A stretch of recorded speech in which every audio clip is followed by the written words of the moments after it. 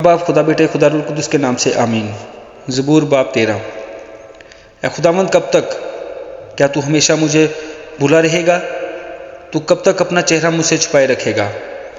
कब तक मैं जी ही जी में मनसूबा बांधता रहूं और सारे दिन अपने दिल में गम किया करूं? कब तक मेरा दुश्मन मुझ पर सर बुलंद रहेगा? ए खुदावंद मेरे खुदा, मेरी तरफ तवज्जो कर और मुझे जवाब दे, मेरी आंखें रोशन कर। ऐसा ना हो कि मुझे मौत की नींद आ जाए, ऐसा ना हो कि मेरा दुश्मन कहे कि मैं उस पर गालिब आ गया। ना हो कि जब मैं जंबश खाऊं तो मेरे मुखालिफ खुश हों। लेकिन मैं तो तेरी रहमत पर तवक्कुल किया है, मेरा दिल तेरी निजात से खुश होगा।